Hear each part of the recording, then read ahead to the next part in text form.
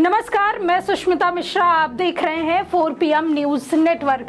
जून में लोकसभा चुनाव होने से पहले दिसंबर में मोदी सरकार ने बड़ा खेल किया था।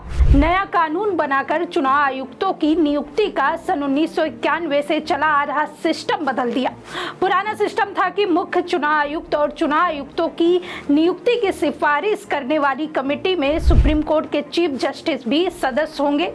सरकार ने नया कानून बनाकर चीफ जस्टिस को बाहर कर दिया। नया कानून लागू होने के बाद कई चुनाव हो चुके हैं, नए चुनाव आयुक्तों की नियुक्ति भी हुई, लेकिन विवाद खत्म नहीं हो रहा है। सुप्रीम कोर्ट में कांग्रेस से जुड़ी एसोसिएशन फॉर डेमोक्रेटिक रिफॉर्म्स यानी कि ADR people's union for civil liberties Lok Prahar की याचिकाएं पेंडिंग है।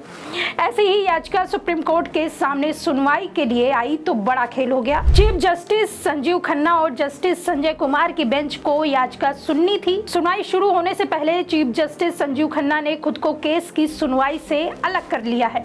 उन्होंने याचिकाकर्ताओं के वकील गोपाल शंकर नारायण और प्रशांत भूषण से कहा कि वो इस केस को नहीं सुनेंगे। वकीलों ने याद दिलाया कि आपकी ही बेंच ने पिछला केस सुना था, फिर भी संजीव खन्ना नहीं माने। बेंच ने इतना ही ऑर्डर दिया कि अगली सुनवाई 6 जनवरी को होनी है, लेकिन चीफ जस्टिस संजीव खन्ना नहीं होंगे। तब तक बेंच ने केंद्र सरकार और चुनाव आयोग को उनका पक्ष बताने के लिए कहा है।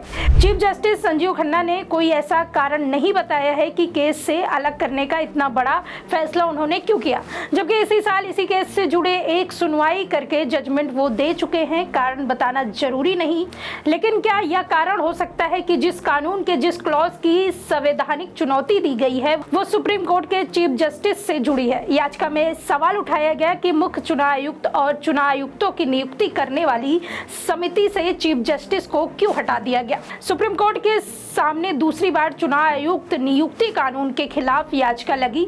लोकसभा चुनाव से पहले कानून को चुनौती देने वाली याचिका सुप्रीम कोर्ट ने खारिज की।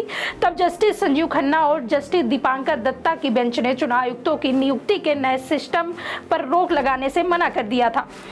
तब और अब में फर्क इतना आया है कि जिस समय चुनाव आयोग वाला खेल हो रहा था उस समय चीफ जस्टिस DY चंद्रचूड़ थे, संजीव खन्ना सीनियर थे। अब चंद्रचूड़ रिटायर हो चुके हैं, Sanjeev Khanna chief justice of India है। चुनाव आयोग वाले कानून पर पद पर रहते हुए ना तो चंद्रचूड़ ने कभी आपत्ति जताई या इस ग्राउंड पर चुनाव आयोग से जुड़े किसी केस को सुना। संजीव खन्ना ने तब तक केस को सुना जब तक वो चीफ जस्टिस नहीं बने थे। चीफ जस्टिस बनने के बाद वह चुनाव आयोग से जुड़ा केस आया तो संजीव खन्ना ने खुद को अलग कर दिया। मोदी सरकार में चुनाव आयोग को लेकर इससे पहले भी बहुत सारे विवाद हो गए थे।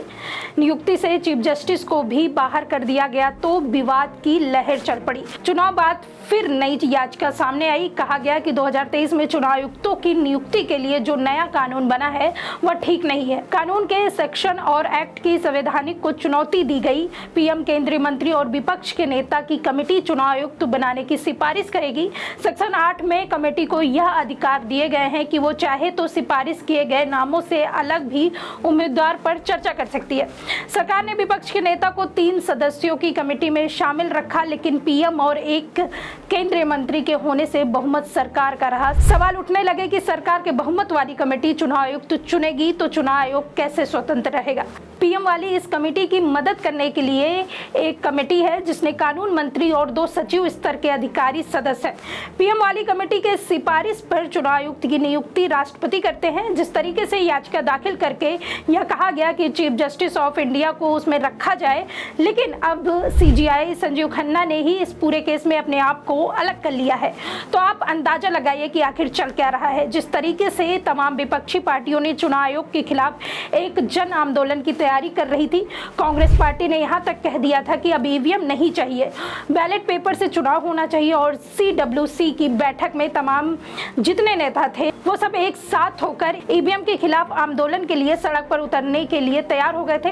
जनता तक पहुंचने की कोशिश भी करने लगे थे। जिस तरीके से हरियाणा चुनाव के नतीजे आए वहां पर भी आंकड़े बदले गए। 2024 का लोकसभा चुनाव के नतीजे आए वहां पर भी आंकड़े बदले गए। और वोट फॉर डेमोक्रेसी ने यहां तक कह दिया कि 70 ऐसे ऐसी सीटें थी जहां पर वोट बढ़ाया गया और भारतीय जनता पार्टी को चुनाव आयोग ने जिताया है। महाराष्ट्र में भी यही आरोप चुनाव आयोग पर लगा है। राजीव कुमार की मुश्किलें जिस तरीके से लगातार बढ़ती जा रही है, जब हरियाणा चुनाव के नतीजों के बाद कांग्रेस पार्टी ने आरोप लगाया कि जनमत को लूटा गया और मशीनों के जरिए हेराफेरी की गई, तब चुनाव आयोग ने कांग्रेस पार्टी के आरोपों का जवाब नहीं दिया, बल्कि कहा कि आपके बयानों की वजह से देश में अराजकता फैल जाएगी।